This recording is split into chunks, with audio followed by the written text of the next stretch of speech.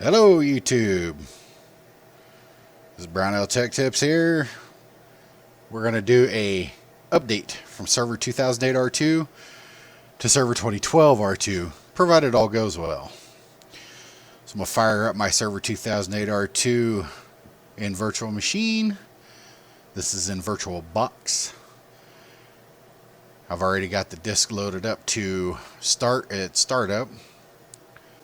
Whenever it comes up to this screen, don't hit anything. Let it go ahead and boot from the hard drive to do the update. You're going to start Windows, and then you're going to have to log in as administrator. Then you're going to start up the Windows installer from inside the operating system. Once you get it started up from inside the OS, from there you can select upgrade rather than clean install. Feel better? Oh, don't! You turd! You're welcome. I just. Yes, my daughter just come in here and trolled me. She just got out of the shower, comes in here, shakes her head like a wet dog, and guess who got coded? I did. Alright, and once you get it started up, you're going to browse out to the drive, double click on setup. Once you double click setup, the Windows installer will start. Click install now. Doing this inside the OS is going to copy over the files that it needs to. Once it launches off, you can do the upgrade, provided everything's good and kosher for it to upgrade, or that you have an installer disk that is capable of doing an upgrade. Not all of them can. This should upgrade from server 2008 R2 to 2012 R2. It is recommended that you go online and install updates now. Make sure you click that whenever you're doing an upgrade.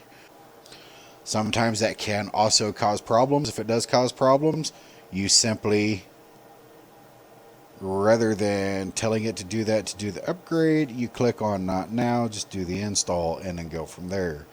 Most of the time you're going to want to let it download the upgrades required, but other times if it's causing problems, then don't try doing the install without downloading the updates. Now it's going to copy over the files required and go through the rest of the process. It did download that 4 meg update, copied over. Whenever it gets to that point, you just select upgrade. You'll get to this window, and you will be on your way for actually doing the upgrade. Once it gets the files copied over, it'll go through all the rest of it. It's going to collect file settings and applications. It'll change the settings that's required, and then it'll get files ready for the installation, perform the full installation. It'll install whatever features are required, and there's a lot of processes that it goes through. Thankfully, even doing the upgrade does not require very much user interaction at all, period, and it works very, very, very well. Alright, and it has identified user files, settings, programs. That process is done. Now it's getting ready for installation.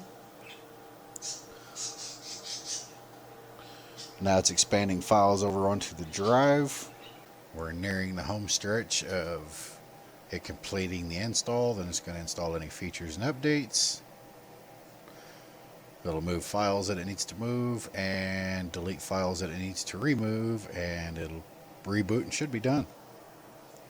There it is, 100%. It's done moving the files over. I'm going to hit restart now. Now it's going to reboot the VM, and just like earlier, whenever it comes up asking you to hit any key to boot from the CD or DVD, do not press any key. Let it boot from the hard drive. Hit Windows Setup.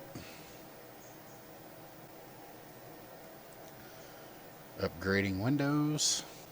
Now it's going to finish up the last of the few processes that it has, and then it will be done. Bear in mind, with this virtual machine, it is a dual core system or dual CPU system with 4 gig of RAM. The other virtual machine I set up to do the clean install of 2012 has 8 gig of RAM. Pretty big differences between the two operating systems, and the rest of my server videos going forward are going to be based in server 2012 rather than 2008 R2. Alright, it's done with that process and rebooting.